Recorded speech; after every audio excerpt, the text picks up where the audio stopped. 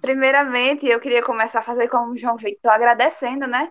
E eu não poderia deixar de citar, não poderia deixar de dizer que eu fico muito feliz, muito mesmo, extremamente feliz de estar aqui no meio de vocês, porque eu olhando aqui, né, todos vocês são da diretoria da mocidade e mais o pastor, e eu estar aqui no meio é motivo de alegria para mim.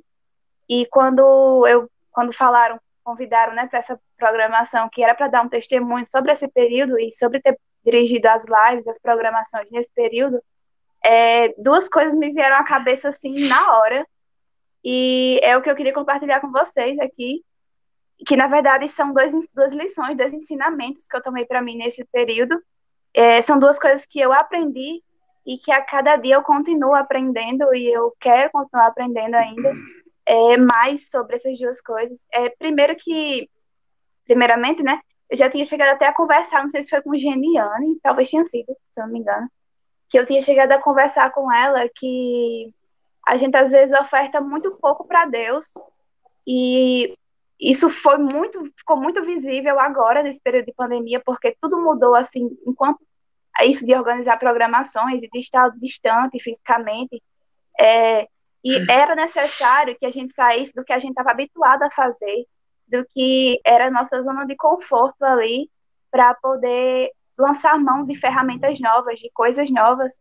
E eu poderia citar o nome aqui de várias pessoas, só que, como é um testemunho meu, né, eu vou me colocar aqui, e foi aprendizado grande de ter que, como eu disse, ofertar mais para Deus, sair do que a gente está habituado. Inclusive, até o pastor, realmente, quantas ferramentas o pastor não teve que aprender a usar e ainda está aprendendo, e vai, porque a obra não pode parar.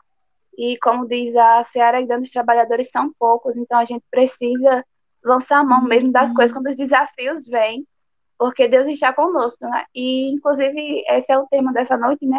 O quanto ele tem estado conosco, tem sido bom para nós. E a segunda coisa que eu queria dizer é que nesse período eu aprendi muito a servir a Deus, aprendi muito sobre o serviço a Ele, e que servir a Ele também envolve servir a pessoas. E principalmente quando a gente está na igreja, programações, a gente lida com pessoas, então a gente tem que ter muita paciência, tem que saber lidar com as coisas, e eu fui aprendendo isso aos poucos. O João Vitor foi acompanhando isso comigo. E eu também sou uma pessoa que quando eu gosto de quando eu organizar umas coisas, ter controle sobre ela e que ela saia como eu planejei. Só que Aprendeu não que é não é sempre assim. assim. Não é assim. E eu ficava muito frustrada, porque eu cresci com meu pai dizendo que tem gente que se escora naquela frase de que é para Deus. Às vezes você não canta bem, mas você faz, é para Deus. Mas se é para Deus, é para ser feito da melhor forma, né? Se você não canta bem, mas se você quer louvar a Deus, quer adorar com uma canção, ensaie, se prepare, tente. E eu sempre ouvi muito isso. E daí eu acabava me cobrando muito. E eu, quando eu planejava a coisa, eu queria que ela saísse organizada, igual eu planejei. Só que as coisas acontecem, né? E foge do controle. E, bom, era isso que eu queria dizer sobre nos estarmos mais dispostos à obra para Deus. E, inclusive, aqui nesse meio eu me sinto uma dessas pessoas que, como o pastor disse, saiu do armário, né? Mas É, que muita programação vem ainda pela frente. Deixa eu ver, tu me ajuda. Hebreus. foi Eu queria deixar um texto aqui já em tá Hebreus. já Hebreus. Oi? Isso, obrigada. Eu queria. Terminou?